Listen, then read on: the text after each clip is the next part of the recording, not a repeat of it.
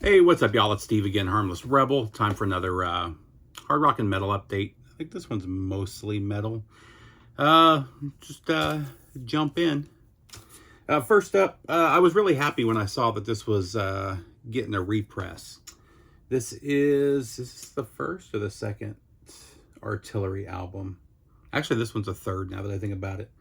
But by Inheritance, Real Gone Music did a pretty good job on this. A little bit of noise here and there in the quieter parts, which, I mean, there's not many.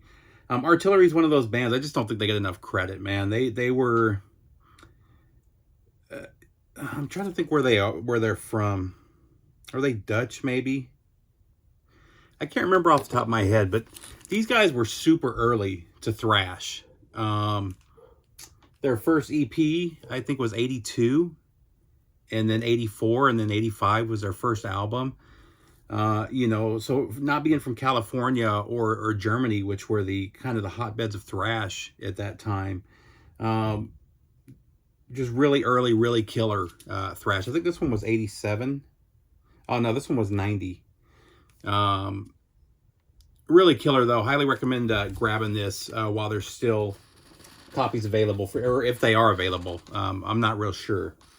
Next up, a little bit of crossover. I really love this album. I remember hearing it back years ago. And so when this came out, this had to be 94. Actually, so yeah, the perfect time frame. This was really the kind of music I was into. I was really into New York and LA hardcore, and then also thrash. So I really liked a lot of the crossover bands. This is the Crucified. So they started off as just a straight up punk band on their EP, and with the crossover route with this. Some of the songs are very much in the vein of Suicidal Tendencies, but they're not Suicidal Tendencies sound-alikes like XL and a couple of the other bands from are they from Huntington Beach? From that area. But I mean, being from Cali, they definitely have that Cali hardcore sound. But there's some songs where you get a little bit of that New York hardcore sound too. Greg Manier has a killer voice and just kills it on this album. I really want to find their other album. I've never heard it. I've never run across a copy of it. But this one's fantastic. There's still copies of this floating around that you can get for relatively cheap. I think I paid like $16 for this, and it also included the 7-inch EP that they did, which is like 9 songs on a 7-inch. Very punk for that time frame. But yeah, definitely that late 80s. That late 80s. I don't want to call them thrashcore. Definitely more on the hardcore side than the thrash side, but very much in the vein of Suicidal. Next up, just trying to get... I was real late to the game on Blind Guardian. The first Blind Guardian album that I heard was... I can't remember. Is it like Night of the Opera or something like that? Very operatic, and I didn't like it. So I never went back and listened to their earlier stuff. But their earlier albums are fantastic. This one, Follow the Blind, gets super heavy, almost thrash on some of the songs. Just really killer, though. I've really been enjoying these early Blind Guardians. I ended up running across the first 6 or 7 of their albums on CD about 2 years ago and played the heck out of them. So now as I run across the LP versions, I'm grabbing those. And again, I just really enjoy the sound of that first 5 or 6 albums. It's just fantastic. Next up, really happy to have this on vinyl again. I've had this on vinyl three times now. This is by far the best sounding pressing of this album that I've come across. It's still not a great pressing, though, and I'm still kind of disappointed with it. So this is Blind from Corrosion of Conformity. This is an all-time favorite album of mine. When this came out, I drove my friends crazy with how much I played this. They were always asking me to put something else on. I did the same thing with Deliverance, which is about to get pressed too. The original pressings of this on vinyl sound terrible. I bought one years ago. I got a good price on it, it sounded like shit, so I ended up selling it. And then I can't remember who did it. 5 or 6 years ago, there was a pressing. I can't remember who did it. It's the same label that Trial is on. And anyway, it's one of the worst sounding records I've ever bought. It was horrible. There were really loud pops, and it was bad. When I went to sell it, I felt bad. Like, a couple of my friends really wanted it, and I talked them out of it because that's how bad it sounded. And the sad thing was, because it was a real limited run, they went for crazy money. So I think I put it on eBay, and it sold for like $150, and I felt guilty sending it to somebody. But you know, some people feel like they have to have everything. This one, there's some quieter songs on here, and some quieter spots where there's too much noise. And that's really what kills it. When it gets heavier, it sounds great.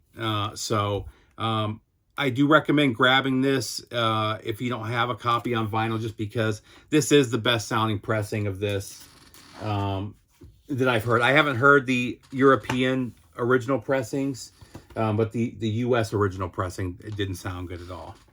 Next up, really glad to finally have this one in my collection. I love this era of Accept. They had a 3-album run. This is the second, the third being Blind Rage.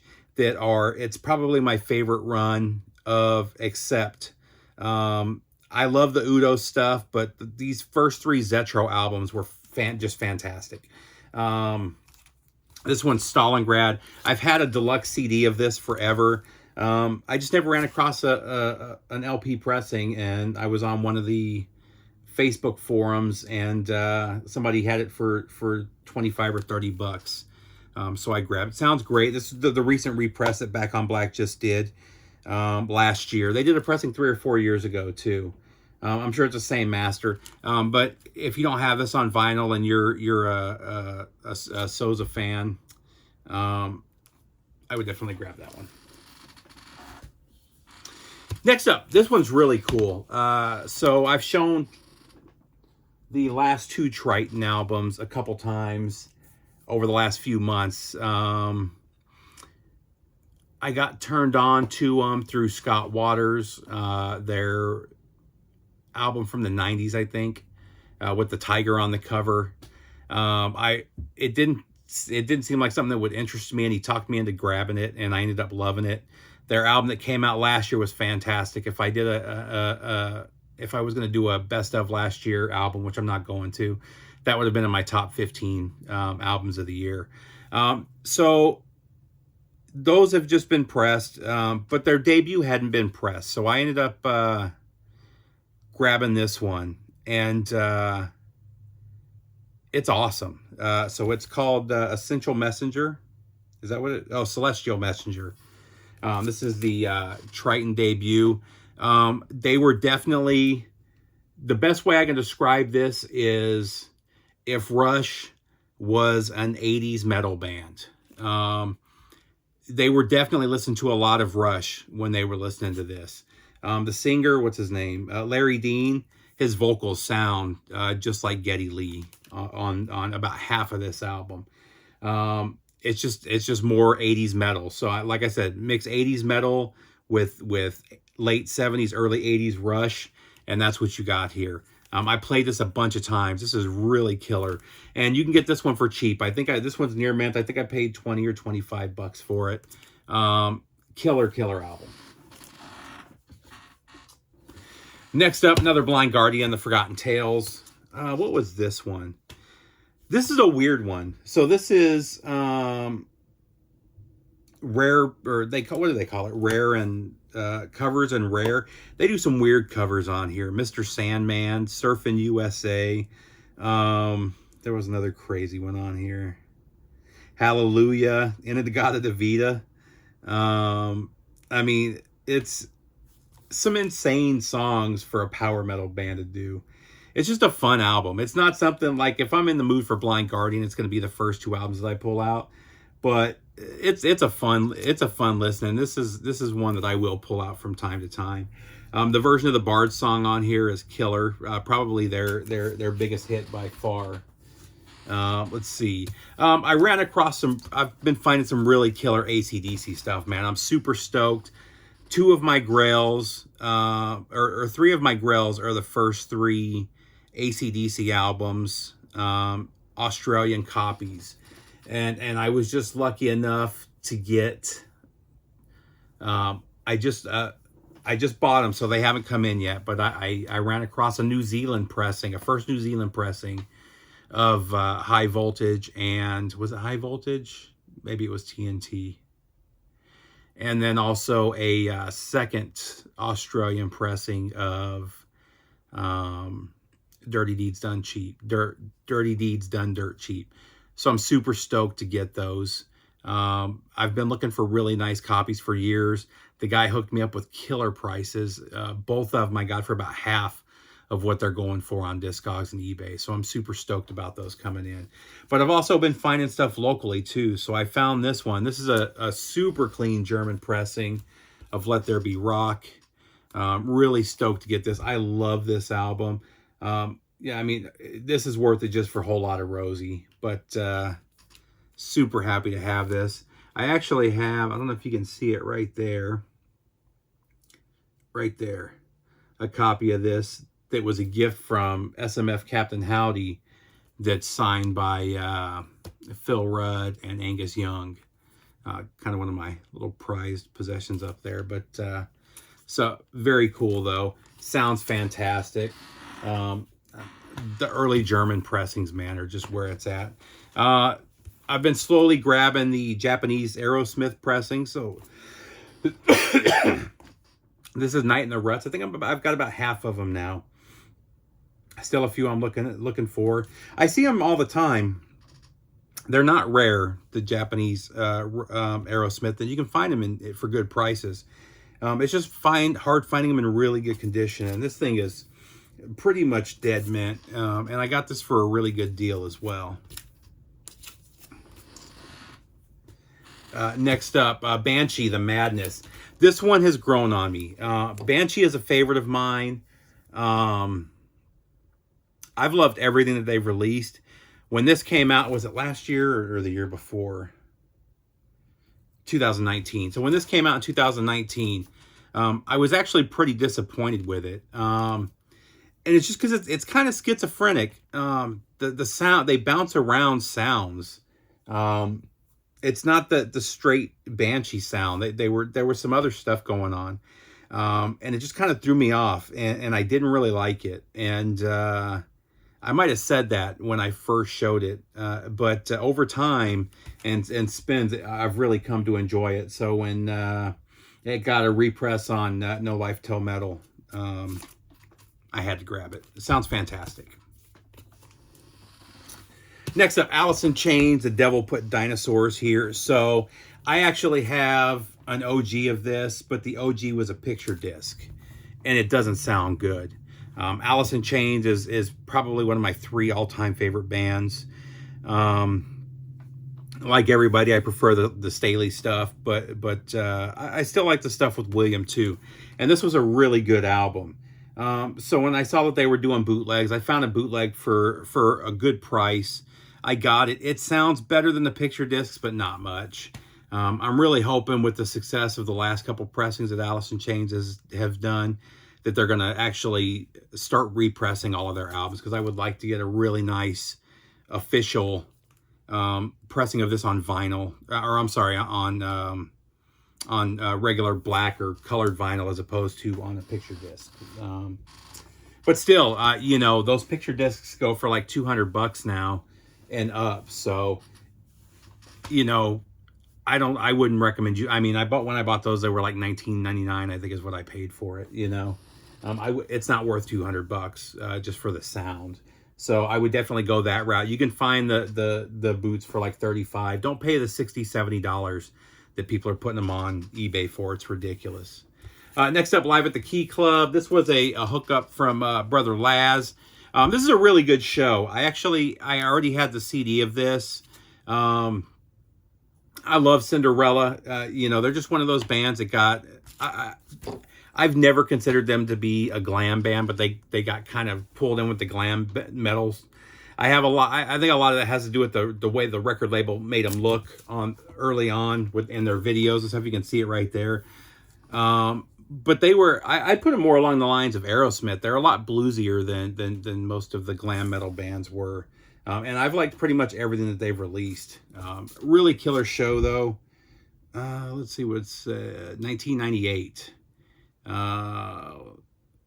But really good show. Highly recommend grabbing this while they're still around. They've done a couple pressings of this, and the first couple pressings sold out quick and the price has shot up. So while these are still out there for a decent price, I'd recommend grabbing them. Next up, this one I ordered from Europe. There were only a few hundred done. I think they've done a few colors. I think this one's on yellow. This is an amazing live show. This is World Vengeance Tour. The first 3 sides were recorded. Where is it? At the, oh wait, there we go. At Glen Helen Regional Park in San Bernardino, California, May 1983. This is a fantastic boot. This is one of the best sounding bootlegs I've heard. I don't know what it is with Judas Priest. But the Judas Priest bootlegs, everyone, I mean, and I've heard some from the 80s when most of the bootlegs sounded terrible. Almost all the Judas Priest bootlegs that I've run across sound really good. I don't know if they just record every show and people are getting a hold of those or what the deal is. But man, this thing sounds amazing. I love that they used the artwork and made it all white and then went with the yellow here from Screaming for Vengeance. If you run across this, it's worth every dollar. I think they're going for like $65 shipped, which is a lot of money. It's worth it. Next up, bolt thrower. Just grabbing these as I see them. Just killer straight up early death metal. The new Carcass. This album is great. The artwork is terrible. I don't know if you guys, I don't know if the whole band is, but I know a couple of guys are vegans. So they did the whole vegan route here. And then the dead pigs on the back is a protest, I guess. This is an interesting one. This is kind of a mix of, who said it? I don't remember who said it. Somebody put it perfectly. It's a different sound, but it's not. So they took kind of the sound of Heartwork of their last album, Surgical Steel, and they kind of mixed it with Swan Song, and it's kind of a hybrid of those two sounds. So a lot of people were disappointed because there's a lot of old school fans that don't like Swan Song. I personally do. This is a fantastic album. I really dig it. If you're a Carcass fan, if you liked Heartwork, if you like Surgical Steel, if you liked Swan Song, yeah, even Necroticism, you're gonna love this album. Yeah, I mean, you got the people bitching that they want the old school back. You're never gonna get Necroticism again. You're never gonna get Symphonies of Sickness. It's just not gonna happen. Next up, A Time of Changes from Blitzkrieg. High Roller is doing this audiophile series. I don't know if they call it a series, but there's a few albums that they've done where they put the little audiophile sticker on there. This is the debut from Blitzkrieg. This is one of the best sounding High Roller pressings that's come out. It sounds fantastic.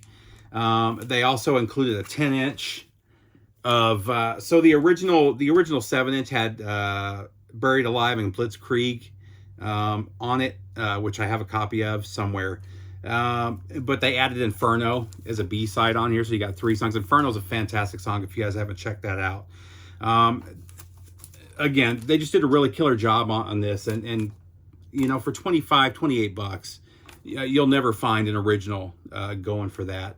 So highly recommend grabbing that one for you new wave of British heavy metal fans. Again, I've been running across the German pressing. This is a German pressing of the second album after Bon Scott left, or after Bon Scott died. But this is Flick of the Switch. Again, Really killer German pressing. Really nice OG. Sounds phenomenal. Not much else to say about that one. Pulled this one out. I think I said in my last video I saw Metallica in October and in November, and I was just in a Metallica mood, and I've been pulling out their stuff pretty regularly lately. But this is a electric pressing of Ride the Lightning. I want to find a Megaforce. I used to have Megaforce pressings of the first few albums, and when I bought the box sets, I ended up selling them all, and then pretty much instantly regretting it. The box set copies of these albums do sound better. I think so. I think they did a great job mastering for those box sets, but it's still nice to have these originals. I ran across this one for a really good deal, so I grabbed it, and this is my favorite Metallica album. So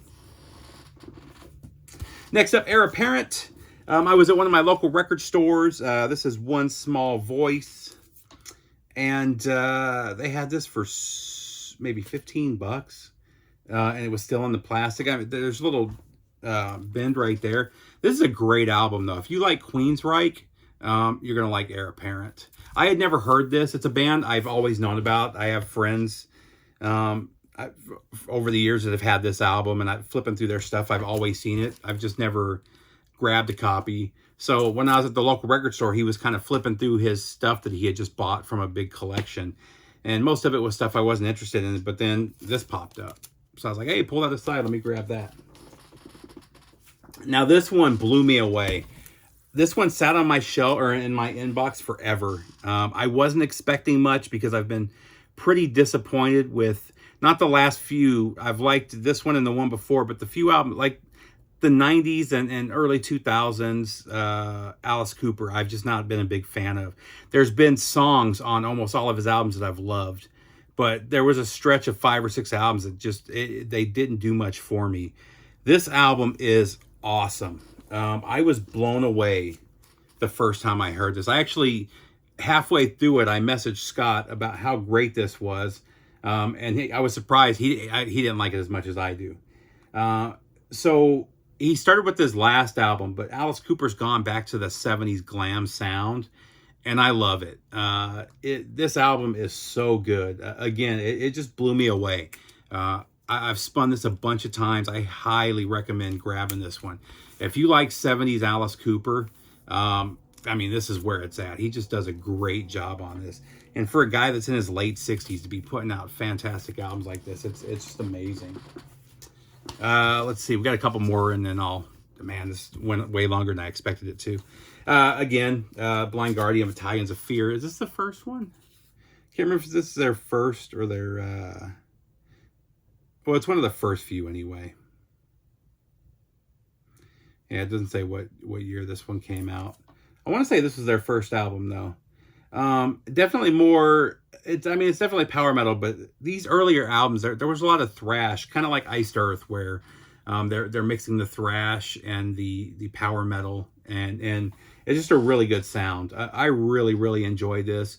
This is the one. So when I ran across those CDs, I bought this one first, just to see if it was something I was going to like, and I was blown away, and that's what got me to go back and buy the other CDs, and has now got me buying all the albums on vinyl. Highly recommend checking that one out. Pulled this one out, no real reason. I've had this for a couple years now. I ran across this for really cheap. This is an original pressing. It was brand new and sealed when I bought it, so it sounds fantastic. Unfortunately, I dropped it. So I was super excited because these were going for like 75, 80 bucks at the time. I found it for like 25, 35 bucks. And it was sealed, but Slaughter, stick it to you. And I don't know if you can kind of see it right there. And then I got it home that night, and as I was pulling stuff out of the bag, this one slipped out, hit the floor, and I dented the corner. It pissed me off to no end. But, and what's funny is, as much as I complain about how bad the album covers are these days, where they're just doing cheap scans, I don't know if you can see it here. This is one of the worst looking album covers I've seen. And it's a good album cover, but yeah, it's just a really bad scan. And this is an original pressing, so they were even doing it bad back then. And then last but not least, super stoked when I found out that they were pressing these. I ordered it right away from, was it Germany that I ordered this one from? I think Night of the Vinyl Dead's in Germany. Night of the Vinyl Dead is an amazing label. They're doing really obscure or really hard to find stuff. There's a lot of stuff they put on vinyl that had never been released on vinyl, including this one. This is Glow from Raven.